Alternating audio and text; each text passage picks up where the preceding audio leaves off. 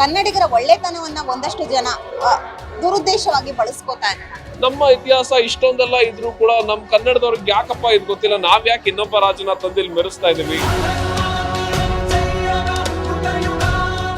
ಒಂದು ಹೆಮ್ಮೆಯ ಕನ್ನಡಿಗರು 365 ದಿನ ಮತ್ತೆ ಸಾಯೋವರೆಗೂ ಒಂದಿಷ್ಟು ಕನ್ನಡಿಗರು ಕನ್ನಡಿಗರಾಗೇ ಇರ್ತಾರೆ. ಇನ್ನೊಂದಿಷ್ಟು ನಮ್ಮ ಕನ್ನಡಿಗರು ನವೆಂಬರ್ 1ನೇ ತಾರೀಕು ಕನ್ನಡಿಗರಾಗ್ಬಿಡ್ತಾರೆ. ನಮ್ಮಲ್ಲಿರೋ ಅಪ್ಪನ ಅಪ್ಪ ಅಂತ ಕರೆಯೋಣ, ಆಮೇಲೆ ಪಕ್ಕದ ಮನೆ ಅಂಕಲ್ ಅಂಕಲ್ ಅಂತ ಕರೆಯೋಣ. ಅದು ಇಲ್ಲ ನನ್ ಪಕ್ಕದ ಮನೆ ಅಂಕಲ್ನೇ ಅಪ್ಪ ಅಂತ ಕರೆಯೋ ಮೂರ್ಖರಿದ್ದಾರೆ ನಮ್ಮ ಕನ್ನಡಿಗರಲ್ಲಿ. ಅದು ನಮ್ ದೊಡ್ಡ ಸಮಸ್ಯೆ. ಕನ್ನಡಿಗರಲ್ಲಿ ಕನ್ನಡತನ ಇದೆ, ಆದ್ರೆ ನಮ್ ಕನ್ನಡದವ್ರು ಹೆಂಗ್ ಗೊತ್ತಾ, ಯಾರಾದ್ರೂ ಮುಂದೆ ಹೋಗ್ಲಿ ನಾನು ಬರ್ತೀನಿ ಅನ್ನೋ ತರ ಜನಗಳ ಒಂದು ಟ್ಯಾಕ್ಸ್ ದುಡ್ಡನ್ನ ಚೆನ್ನಾಗಿ ತಗೊಳ್ತಾರೆ. ಎಲ್ಲ ಭ್ರಷ್ಟಾಚಾರನೇ ಇರೋದು. ಇದ್ರ ಮಧ್ಯ ನರಳ್ತಿರೋದು ಕನ್ನಡ ಭಾಷೆ ಕನ್ನಡಿಗರು. ಈಗ ನೀವೇನೇ ಒಂದು ಸರ್ಕಾರಿ ಆಸ್ಪತ್ರೆಗೆ ಹೋದ್ರೆ ಹೋಗಲ್ಲ. ಈಗ ಒಂದು ಶಾಲೆ ನಿಮ್ ಮಕ್ಕಳನ್ನ ಹೋಗ್ಬಿಟ್ಟು ಒಂದು ಸರ್ಕಾರಿ ಶಾಲೆಗೆ ಹಾಕಿದ್ರೆ ಸರಿಯಾಗಿ ಶೌಚಾಲಯ ಇರಲ್ಲ. ಎಲ್ಲಾನು ಇವ್ರು ಪ್ರೈವೇಟ್ ಮಾಡ್ಕೊಳ್ತಿರೋದಕ್ಕೆ ಸರ್ಕಾರಿ ಶಾಲೆ ಉಳಿತಿಲ್ಲ. ಕನ್ನಡಿಗರ ಪರಿಸ್ಥಿತಿ ತುಂಬಾ ಘೋರವಾಗಿ ಕಷ್ಟದಲ್ಲಿದೆ. ನಿಜವಾದ ಕನ್ನಡಿಗ ಯಾರು ಗೊತ್ತಾ, ಕನ್ನಡಕ್ಕೆ ಏನಾದ್ರು ಸಮಸ್ಯೆ ಅಂದಿದ ತಕ್ಷಣ ಅವನ ರಕ್ತ ಕುದಿಯುತ್ತಲ್ಲ, ಅವನು ನಿಜವಾದ. ದುನಿಯಾ ವಿಜಯ್ ಸರ್ ತೆಲುಗು ಫಿಲ್ಮ್ ಅಲ್ಲೂ ನಟಿಸಿದ್ದಾರೆ, ತಮಿಳ್ ಫಿಲ್ಮ್ ಅಲ್ಲೂ ನಟಿಸಿದ್ದಾರೆ. ಆದ್ರೆ ಕನ್ನಡಿಗರಿಗೆಲ್ಲ ಅವಮಾನ ಆಗಿದೆ ಅಂತ ಗೊತ್ತಾದ್ಮೇಲೆ ಸೈಮಾದಲ್ಲಿ ನೇರವಾಗಿ ವೇದಿಕೆ ಮೇಲೆ ಹೋಗ್ಬಿಟ್ಟು ಈ ತರ ಕನ್ನಡಿಗರಿಗೆ ಅವಮಾನ ಮಾಡಿದ್ರೆ ನಾನು ಬರಲ್ಲ ಅಂತ ಒಂದು ಸ್ಟೇಟ್ಮೆಂಟ್ ಕೊಡ್ತಾರೆ. ಅದು ಕನ್ನಡತನ, ಅದು ಕನ್ನಡದ ಬದ್ಧತೆ. ಇನ್ನಾದ್ರೂ ನಾವು ಕನ್ನಡಿಗರು ಎಚ್ಚೆತ್ಕೋಬೇಕು. ನವೆಂಬರ್ ಕನ್ನಡಿಗರ ಆಗ್ಬಿಡಿ, ನಂಬರ್ 1 ಕನ್ನಡಿಗರ.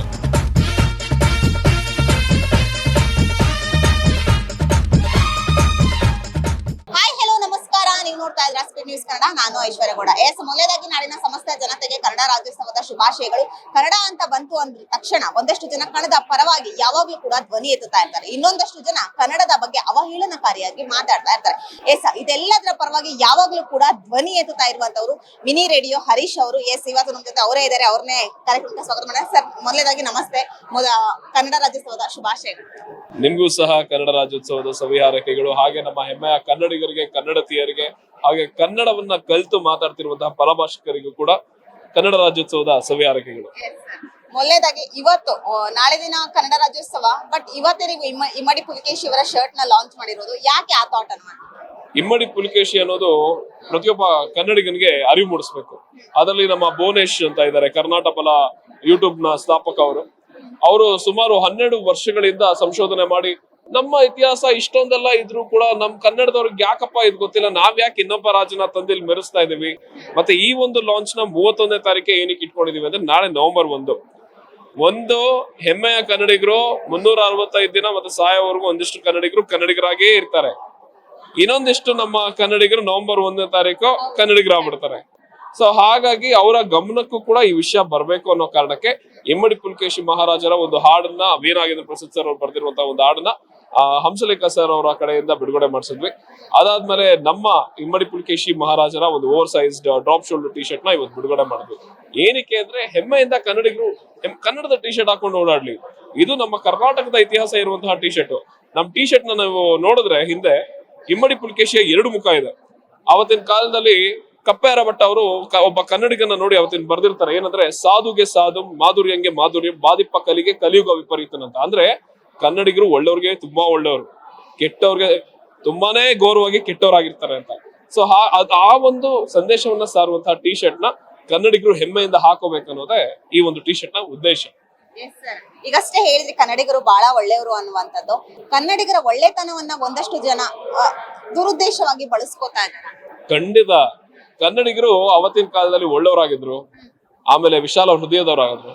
ಆದ್ರೆ ಇವತ್ತಿನ ಕನ್ನಡಿಗರು ಎಷ್ಟೋ ಜನ ಮೂರ್ಖರಾಗ್ತಿದ್ದಾರೆ.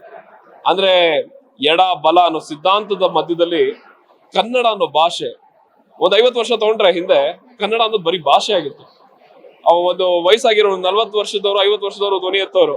ಈಗ ನನ್ನಂತ ಯುವಕ, ನಾನು ನನ್ಮಿನಿ ರೇಡಿಯೋ ಶುರು ಮಾಡಿದಾಗ ಯಾವಾಗ ನನಗೆ 24 ವರ್ಷ ಆಗುತ್ತೆ. ಈಗ ನನಗೆ ಮುಂದಿನ ವರ್ಷ ಬಂದ್ರೆ 30 ವರ್ಷ ಆಗ್ಬಿಡುತ್ತೆ. ಇವು ಧ್ವನಿ ಎತ್ತಾನೇ ಬರ್ತಾ ಇದೆ. ಯುವಕರಿಗೆಲ್ಲ ಬರ್ದೇ ಪರಿಸ್ಥಿತಿ ಬಂದಿದೆ.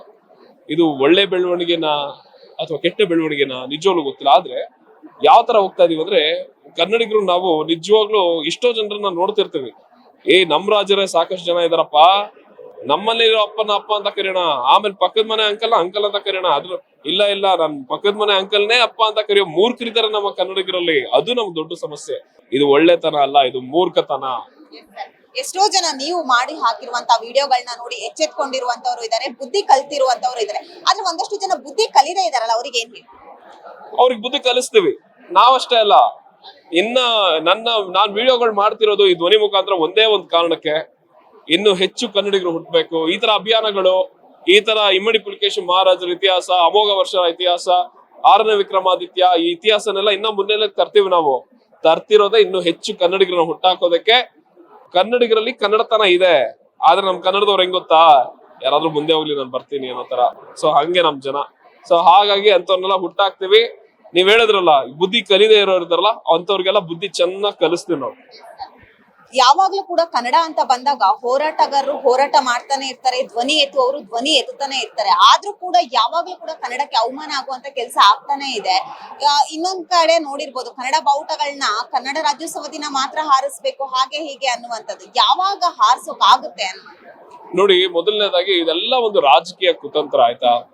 ರಾಜಕಾರಣಿಗಳು, ಅದು ಕಾಂಗ್ರೆಸ್ ಆಗಿರ್ಲಿ, ಬಿಜೆಪಿ ಆಗಿರ್ಲಿ, ನಮಗವ್ರ ಮತ ಇಲ್ಲ. ನಾನು ಎಡ ಬಲ ಅನ್ನೋ ಸಿದ್ಧಾಂತನೂ ನನಗೆ ಬೇಕಾಗಿಲ್ಲ, ನನಗೆ ಕಾಂಗ್ರೆಸ್ ಬೇಕಾಗಿಲ್ಲ, ನನಗೆ ಬಿಜೆಪಿನೂ ಬೇಕಾಗಿಲ್ಲ. ನೋಡಿ, ನಮ್ಮ ನಾಲ್ವಡಿ ಕೃಷ್ಣರಾಜ ಒಡೆಯರ್ ನೋಡಿ, ಅವರು ಹೇಗಿದ್ರು ಅಂದ್ರೆ ಇಷ್ಟು ಅಭಿವೃದ್ಧಿಗಳನ್ನ ಮಾಡಿದ್ರು. ಮೊದಲನೇ ಇವತ್ತು ಇಡೀ ಏಷ್ಯಾದಲ್ಲಿ ಮೊಟ್ಟ ಮೊದಲ ಬಾರಿಗೆ ಎಲೆಕ್ಟ್ರಿಸಿಟಿ ಕರೆಂಟ್ ನ ತಂದಿದ್ದು. ಇವತ್ತಿನ ರಾಜಕಾರಣಿ, ಅವತ್ತಿನ ನಾಲ್ವಡಿ ಕೃಷ್ಣರಾಜ ಒಡೆಯರ್ ಅವರು KRS ಡ್ಯಾಮ್ ಕಟ್ಟಕ್ಕೆ ತಮ್ಮ ಅರಮನೆಯಲ್ಲಿದ್ದ ಚಿನ್ನವನ್ನ ಮಾರಿ ಆ KRS ಡ್ಯಾಮ್ ಕಟ್ಟಿದ್ರು. ಇವತ್ತು ಇವರು ಯಾರು ನಮ್ಮ ರಾಜಕಾರಣಿಗಳು, ಇವಾಗಿರೋ ನಮ್ಮ ಮುಖ್ಯಮಂತ್ರಿ ಆಗಿರ್ಬೋದು, ಹಿಂದೆ ಇದ್ದ ಮುಖ್ಯಮಂತ್ರಿ ಆಗಿರ್ಬೋದು, ಇವರೆಲ್ಲ ಏನ್ ಮಾಡಿದ್ದಾರೆ? ಇವ್ರೇನು ಮಾಡಿಲ್ಲ. ಕನ್ನಡಕ್ಕೆ ಜನಗಳ ಒಂದು ಟ್ಯಾಕ್ಸ್ ದುಡ್ಡನ್ನ ಚೆನ್ನಾಗಿ ತಗೊಳ್ತಾರೆ, ಎಲ್ಲ ಭ್ರಷ್ಟಾಚಾರನೇ ಇರೋದು. ಇದ್ರ ಮಧ್ಯ ನರಳ್ತಿರೋದು ಕನ್ನಡ ಭಾಷೆ, ಕನ್ನಡಿಗರು. ಅರ್ಥ ಆಗ್ತಿದ್ಯಲ್ಲ ನಿಮ್ಗೆ? ಅಂದ್ರೆ ಯಾವ ತರ ಅಂದ್ರೆ, ಕನ್ನಡಿಗರನ್ನ ಒಂಥರ ಗುಲಾಮರ ತರ ಮಾಡ್ಬಿಟ್ಟಿದ್ದಾರೆ ಬೇರೆಯವ್ರ ಇತಿಹಾಸಕ್ಕೆ. ಆದ್ರೆ ಕನ್ನಡಿಗರು ಇವಾಗ, ನೀವು ಅದೇ ನಮ್ಮ ಉತ್ತರ ಕರ್ನಾಟಕಕ್ಕೆ ಬನ್ನಿ, ಇಮ್ಮಡಿ ಪುಲಿಕೇಶಿ ಅವ್ರನ್ನ ನಾವು ಇಲ್ಲಿ ಹಳೆ ಮೈಸೂರು ಭಾಗದಲ್ಲಿ ಸಖತ್ ಮೆರೆಸ್ತಾ ಇದೀವಿ. ಅದೇ ನಮ್ಮ ಉತ್ತರ ಕರ್ನಾಟಕದ ಭಾಗದಲ್ಲಿ ಇಮ್ಮಡಿ ಪುಲಿಕೇಶಿನ, ಅಮೋಘ ವರ್ಷನನ್ನ, 6ನೇ ವಿಕ್ರಮಾದಿತ್ಯನ ಅಂತವ್ರನ್ನ ಮೆರೆಸ್ಬೇಕು. ಬೆಳವಾಡಿ ಮಲ್ಲಮ್ಮನ ಅಂತವ್ರನ್ನ. ಈ ಕಡೆ ನಮ್ಮ ಮಲೆನಾಡಲ್ಲಿ ಬಂದ್ರೆ ಕೆಳದಿ ಚೆನ್ನಮ್ಮನ ಮೆರೆಸ್ಬೇಕು. ಕೆಳದಿ ಚೆನ್ನಮ್ಮ ಬಂದ್ಬಿಟ್ಟು ಶಿವಾಜಿಯ 2ನೇ ಮಗ ರಾಜಾರಾಮನಿಗೆ ಔರಂಗಜೇಬಿಂದ ರಕ್ಷಣೆ ಕೊಡ್ತಾನೆ. ರಕ್ಷಣೆ ಕೊಡ್ತಾರೆ ಕೆಳದಿ ಚೆನ್ನಮ್ಮ ಅವರು. ಅಂತವ್ರನ್ನ ಮೆರೆಸೋದ್ ಬಿಟ್ಟು, ಅಂತ ಹಿಂದೂ ರಕ್ಷಕರನ್ನ ಮೆರೆಸೋದ್ ಬಿಟ್ಟು, ನಾವು ಬೇಡದೇ ಇರೋರ್ನೆಲ್ಲ ಮೆರೆಸ್ತಾ ಇರೋದೇ ದೊಡ್ಡ ದುರಂತ. ಮತ್ತೆ ಇದೆಲ್ಲ ಏನ್ ಗೊತ್ತಾ, ಬರೀ ನಾವು ಕನ್ನಡದವ್ರಿಗೆ, ಸಾಮಾನ್ಯ ಜನಕ್ಕೆ ಮಾತ್ರ ಬಯೋದಲ್ಲ.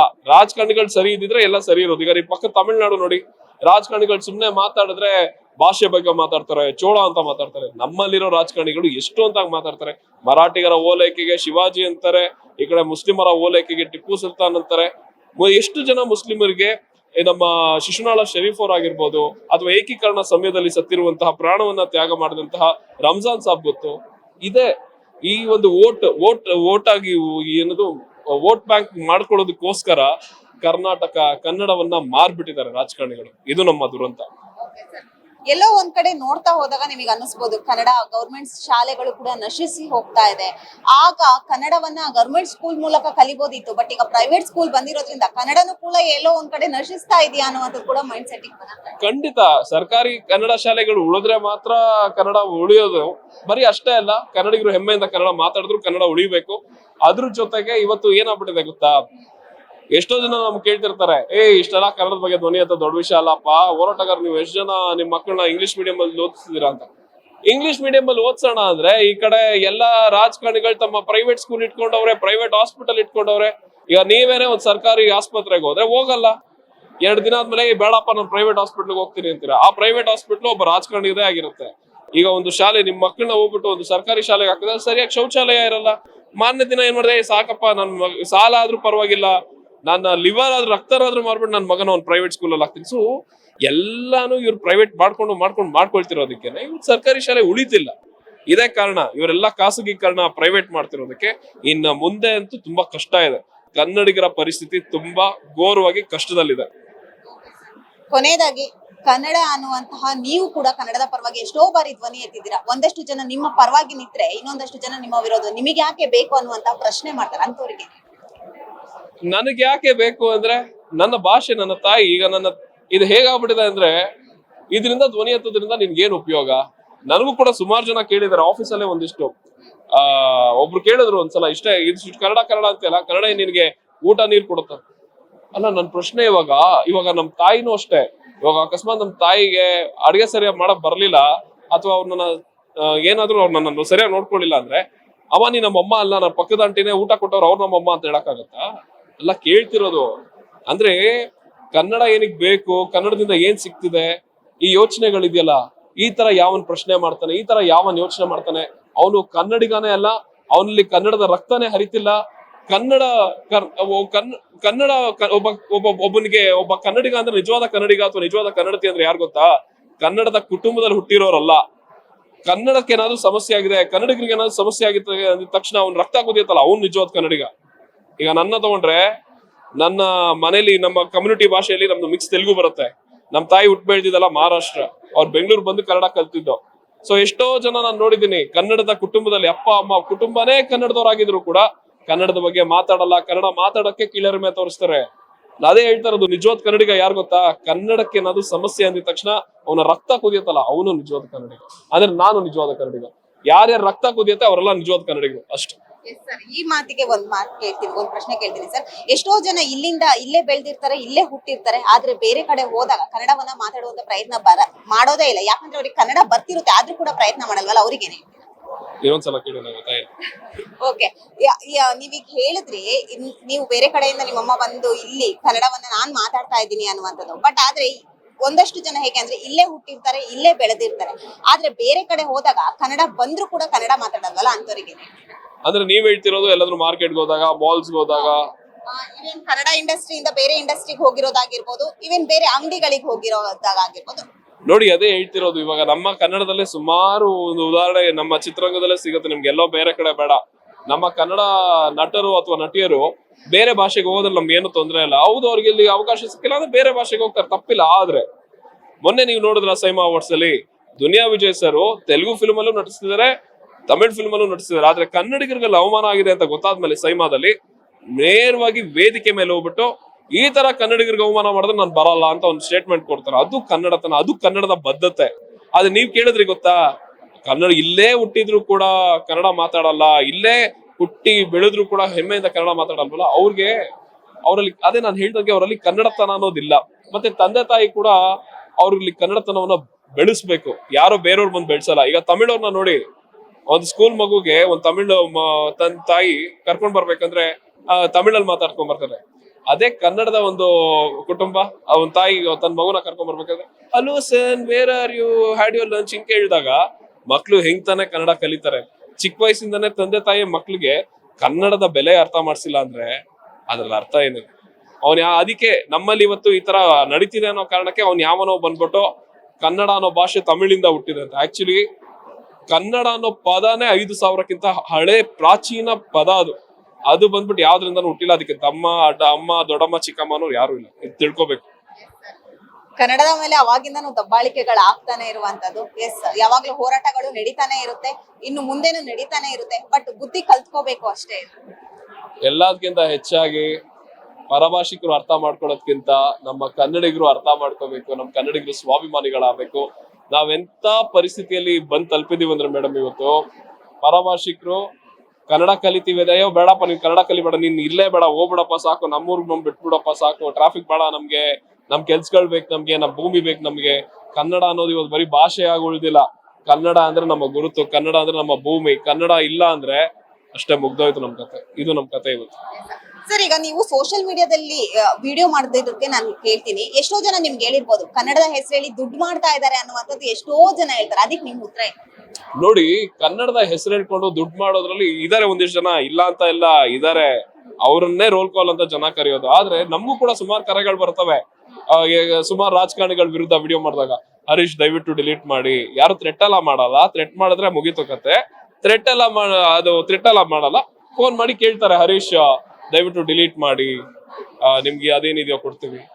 ಆ ತರ ದುಡ್ಡು ಮಾಡಿದಿದ್ರೆ ಇವತ್ತು ನಾನು ನಿಮ್ ಮುಂದೆ ನಿಂತ್ಕೊಳಕ್ ಆಗ್ತಿರ್ಲಿಲ್ಲ. ಸತತವಾಗಿ 5 ವರ್ಷದಿಂದ ನಿಯತ್ತಾಗಿ ಮಾಡಕ್ ಆಗ್ತಿರ್ಲಿಲ್ಲ. ಎಷ್ಟೋ ಜನ ಪ್ರೀತಿಯಿಂದ ಗುರುತಿಸ್ತಾರೆ, ಮಾತಾಡಿಸ್ತಾರೆ. ಆದ್ರೆ ಕನ್ನಡದಿಂದ ದುಡ್ಡು ಮಾಡೋರು ಇದಾರೆ. ಅಂತವ್ರಿಂದಾನೇ ನಿಜವಾದ ಹೋರಾಟಗಾರರಿಗೆ, ನಿಜವಾಗ್ಲೂ ಧ್ವನಿ ಎತ್ತಾ ಇರೋರಿಗೆ ನಿಜವಾಗ್ಲೂ ಏನಾದ್ರೂ ಅವಮಾನ ಆಗ್ತಿದೆ ಅಂದ್ರೆ ಅಂತವ್ರಿಂದಾನೆ.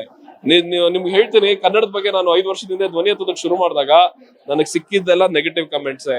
ಇವನ್ ಬಂದು ಸೂಟ್ ಕೇಸ್ ತಗೊಂಡ, ಇವನ್ ಬಂದು ಕಾಂಗ್ರೆಸ್ ಬಕೆಟ್, ಇವನು ಕಾಂಗ್ರೆಸ್ ಇಂದ ದುಡ್ಡು ಬರ್ತಿದೆ. ನಿಜವಾಗ್ಲೂ ಆತರ ದುಡ್ಡು ತಗೊಂಡಿದ್ದೀನಿ, ನಾನು ಕನ್ನಡದ ಕೆಲಸ ಮಾಡ್ತೀನಿ, ಬೇರೆ ಏನೋ ಕೆಲಸ ಮಾಡ್ತಿದ್ದೆ. ನಿಜವಾಗ್ಲೂ ಇದೊಂದೇ ಅಲ್ಲ, ನಮ್ಗೆ ಬೆಟ್ಟಿಂಗ್ ಅಪ್ಲಿಕೇಶನ್ ಪ್ರಮೋಷನ್ ಎಲ್ಲ ಬರುತ್ತೆ. ಸರ್ ನಿಮ್ ವಾಯ್ಸ್ ತುಂಬಾ ಚೆನ್ನಾಗಿದೆ, ನಿಮ್ ಪೇಜ್ ಅಲ್ಲಿ ಹಾಕ್ಬಿಡಿ, ನಿಮ್ ವಾಯ್ಸ್ ಅಲ್ಲಿ ಕೊಡಿ ಅಂತಾರೆ. ಮನೆ ಹಾಳು ಮಾಡೋ ಬೆಟ್ಟಿಂಗ್ ಅಪ್ಲಿಕೇಶನ್ ನಾವು ಪ್ರಮೋಟ್ ಮಾಡಲ್ಲ. ಮನೆ ಹಾಳು ಮಾಡೋ ಡೇಟಿಂಗ್ ಅಪ್ಲಿಕೇಶನ್ಸ್ನು ನಾವು ಪ್ರಮೋಟ್ ಮಾಡಲ್ಲ. ಆ ಕಡೆ ಈ ಕಡೆ ನಾವು ಫಿಲ್ಮ್ ಪ್ರಮೋಷನ್ ಮಾಡ್ತೀವ, ಸಣ್ಣ ಪ್ರಮೋಷನ್ ಮಾಡ್ತೀವಿ, ಅದ್ರಲ್ಲಿ ಏನಾದ್ರು ಸಣ್ಣ ಪುಟ್ಟ ಬರ್ಬೋದು ಅಷ್ಟೇ. ಆದ್ರೆ ಖಂಡಿತ ಈ ರೋಲ್ ಕಾಲ್ ಆಗಿರ್ಬೋದು ಅಥವಾ ಇನ್ ಕೆಲವ್ರು ಇದಾರೆ, ಅವರೆಲ್ಲ ಹೆಂಗ್ ಗೊತ್ತಾ, ಅವರು ಒಂದ್ ಕಾಲದಲ್ಲಿ ವಸೂಲಿ ಮಾಡೋರಾಗಿರ್ತಾರೆ. ಅವ್ರೇನ್ ಮಾಡ್ತಾರೆ ಅಂದ್ರೆ ಕನ್ನಡ ಸಂಘಟನೆಗಳಿಗೆ ಬಂದ್ ಸೇರ್ಕೋತಾರೆ. ಅವ್ರೇನ್ ಮಾಡ್ತಾರೆ, ಶಾಲ್ ಹಾಕೊಂಡು ನಾವು ಸಂಘಟನೆಯಿಂದ ಬಂದಿದೀವಿ, ನಮ್ಗೆ ದುಡ್ಡು ಕೊಡಿ ಅಂತ ಕೇಳ್ತಾರೆ. ಅಂತವ್ರಿಂದ ಶಾಲ್ಗೂ ಅವಮಾನ, ಸಂಘಟನೆಗೂ ಅವಮಾನ, ಕನ್ನಡಿಗರಿಗೂ ಅವಮಾನ, ಆಗ್ಲೂ ಹೇಳ್ದಾಗೆ ನಿಜವಾಗ್ಲೂ ಹೋರಾಟ ಮಾಡೋರ್ಗು ಅವಮಾನ. ಕೊನೆಯದಾಗಿ ಕನ್ನಡ ಅಂತ ಬಂದಿದ ತಕ್ಷಣ ಹರೀಶ್ ಅವರಿಗೆ ತಟ್ ಅಂತ ನೆನಪಾಗೋದು ಕವನ ಆಗಿರ್ಬೋದು, ಕವಿತೆ ಆಗಿರ್ಬೋದು, ಹಾಡಾಗಿರ್ಬೋದು, ಯಾವ್ದು ತಟ್ ಅಂತ? ಇಮ್ಮಡಿ ಪುಲ್ಕೇಶಿ ಮಹಾರಾಜರು ಅವರೇ ನೆನಪಾಗೋದು ನನಗೆ, ಇನ್ಯಾರು ನೆನಪಾಗಲ್ಲ. ಹಾಡಲ್ಲಿ ನಂಗೆ ನೆನಪಾಗೋದು ಅಂದ್ರೆ ನಮ್ಮ ನಾದಬ್ರಹ್ಮ ಹಂಸಲೇಖ ಸರ್ ಬರ್ದಿರೋದು, ಈ ಕನ್ನಡ ಮಣ್ಣನು ಮರಿಬೇಡ ಓ ಅಭಿಮಾನಿ. ಅದ್ರಲ್ಲಿ ಒಂದು ಹಾಡ್ ಬರುತ್ತೆ, ಹಾಡ್ಬೋದಾ? ಅದ್ರಲ್ಲೊಂದು ಹೇಳ್ತಾರೆ, ಹಾಡಾಗಲಿ ನೋಡಾಗಲಿ ನಾಡಾಗಲಿ ಕಟ್ಟೋಕೆ ನಾನಾ ದಿನ, ಕೆಡಬೋಕೆ ಮೂರೇ ದಿನ, ಹರಸಿದರು ಮುನಿಗಳು ಗಳಿಸಿದರು ಕಲಿಗಳು, ಕೆಚ್ಚೆದೆಯ ನೆಚ್ಚಿನ ಈ ಮೆಚ್ಚಿನ ಸಾಮ್ರಾಜ್ಯವ ಹಾಡಿದರು ಕವಿಗಳು, ಕರಗಿದವು ಶಿಲೆಗಳು ತುಂಬಿದರು ಎದೆಯಲ್ಲಿ ಸಿರಿಗನ್ನಡ ಅಭಿಮಾನವ, ಕನ್ನಡ ರೋಮಾಂಚನವೇ ಕನ್ನಡ, ಹಾಡಿಸು ಕೇಳಿಸು ಪ್ರೀತಿಸು ಈ ಕನ್ನಡ ಮಣ್ಣನ್ನು ಮರಿಬೇಡ ಓ ಅಭಿಮಾನಿ, ಓ ಅಭಿಮಾನಿ. ಈ ಹಾಡು ಚಿಕ್ಕ ವಯಸ್ಸಲ್ಲಿ ಸುಮ್ಮನೆ ಕೇಳಿದಾಗ ಇದು ಹಾಡು ಅನ್ಕೋತಾ ಇದ್ದೆ, ಕನ್ನಡದ ಬಗ್ಗೆ ಪ್ರೀತಿ ಬರೋದು. ಆದ್ರೆ ಈಗ ಈ ಹಾಡನ್ನ ಕೇಳಿಸ್ಕೊತಾ ಇದ್ರೆ ಅವತ್ತಿನ ಕಾಲದಲ್ಲೇನೆ ಇವತ್ತಿನ ಒಂದು ಭವಿಷ್ಯನ ನುಡಿದ್ಬಿಟ್ಟಿದ್ರಲ್ಲ ಅನ್ನೋದು ಅನಿಸ್ತಿದೆ. ಮಾತಲ್ಲಿ ಚಾಣಕ್ಯತೆ ಹೊಂದಿದೀರಾ ಅಂತ ಕೇಳಿದ್ದೆ, ಸಿಂಗರ್ ಕೂಡ ಹೌದು. ನಾನು ಚಿಕ್ಕ ವಯಸ್ಸಿಂದ ನಂಗೆ ಸುಮಾರು ಜನ ಹೇಳಿದ್ದು, ನಾ ಹರೀಶ್ ನೀವು ರೇಡಿಯೋ ಜಾಕಿ ಆಗಿ, ಮತ್ತೆ ನಾನು ಸ್ಟೇಟ್ ಲೆವೆಲ್ ಎಲ್ಲ ಹೋಗಿದ್ದೆ ಸಿಂಗಿಂಗ್ ಅಲ್ಲಿ. ಆದ್ರೆ ಏನ್ ಮಾಡೋದು, ಇವಾಗ ಇಲ್ಲಿ ಬಂದು ನಿಂತ್ಕೊಂಡಿದ್ದೀನಿ. ಆದ್ರೆ ಹೆಮ್ಮೆಯಿಂದ ಕನ್ನಡದ ಕೆಲಸ ಮಾಡ್ತಿದ್ದೀನಿ, ಕನ್ನಡಿಗರ ಧ್ವನಿ ಆಗಿದ್ದೀನಿ, ಖುಷಿ ಇದೆ. ಕೊನೆಯದಾಗಿ ಕನ್ನಡ ರಾಜ್ಯೋತ್ಸವದ ಬಗ್ಗೆ ನಮ್ಮ ವೀಕ್ಷಕರಿಗೆ ಏನ್ ಹೇಳ್ತೀರಾ? ನೋಡಿ, ನವೆಂಬರ್ 1 ಇದೆಯಲ್ಲ ಕನ್ನಡ ರಾಜ್ಯೋತ್ಸವ, ಮೈಸೂರು ಸಾಮ್ರಾಜ್ಯದಿಂದ ಕರ್ನಾಟಕ ಅನ್ನೋ ಹೆಸರು ಬಂದಿದೆ. ಆದ್ರೆ ನಿಮ್ಮೆಲ್ರಿಗೂ ಹೇಳ್ತೀನಿ, ಈ ಒಂದು ಏಕೀಕರಣಕ್ಕೆ ಎಷ್ಟೋ ಜನ ತಮ್ಮ ಪ್ರಾಣಗಳ ಬಲಿದಾನ ಆಗಿದೆ. ನೆನಪಿರ್ಲಿ, ಎಷ್ಟೋ ಜನ ತಮ್ಮ ಪ್ರಾಣಗಳನ್ನ ತ್ಯಾಗ ಮಾಡಿದ್ದಾರೆ ಏಕೀಕರಣಕ್ಕೋಸ್ಕರ. ಮತ್ತೆ ನಾವಿವತ್ತೇನ್ ನಕ್ಷೆ ನೋಡ್ತಿದೀವಲ್ಲ, ಕರ್ನಾಟಕದ ನಕ್ಷೆ ತುಂಬಾ ಚಿಕ್ಕ ನಕ್ಷೆ. ನಾವು ನಮ್ಮ ಹೊಸೂರ್ನ ಕಳ್ಕೊಂಡಿದೀವಿ, ಮತ್ತೆ ನಮ್ಮ ಸೊಲಾಪುರ್ನ ಕಳ್ಕೊಂಡಿದೀವಿ, ಈ ಕಡೆ ನಮ್ಮ ಊಟಿನ ಕಳ್ಕೊಂಡಿದೀವಿ, ಎಷ್ಟು ಇದು ನಮ್ಮ ಮುಖ್ಯವಾಗಿ ನಮ್ಮ ಕಾಸರಗೋಡ್ನ ಕಳ್ಕೊಂಡಿದೀವಿ. ಏನಕ್ಕೋಸ್ಕರ? ಅಧಿಕಾರದ ದರ್ಪ, ಅಧಿಕಾರದ ಆಸೆಗೋಸ್ಕರ, ದುರಾಸೆಗೋಸ್ಕರ. ಸೊ ಇನ್ನಾದ್ರೂ ನಾವು ಕನ್ನಡಿಗರು ಎಚ್ಚೆತ್ಕೋಬೇಕು. ನವೆಂಬರ್ ಕನ್ನಡಿಗರ ಬಿಡಿ, ನಂಬರ್ 1 ಕನ್ನಡಿಗರಾಗಿ. Thank you so much sir, thank you. Yes, ನೋಡಿದ್ರಲ್ಲ ವೀಕ್ಷಕರೇ, ಯಾವಾಗ್ಲೂ ಕನ್ನಡದ ಪರ ಧ್ವನಿ ಎತ್ತುವವರು ಇವರು. ಎಸ್, ಮಿನಿ ರೇಡಿಯೋ ಹರೀಶ್ ಅವರ ಮಾತಾಗಿದ್ದು. ಕ್ಯಾಮ್ರಾ ಪರ್ಸನ್ ನವೀನ್ ಜೊತೆ ಐಶ್ವರ್ಯ ಗೌಡ, ಸ್ಪೀಡ್ ನ್ಯೂಸ್ ಕನ್ನಡ, ಬೆಂಗಳೂರು.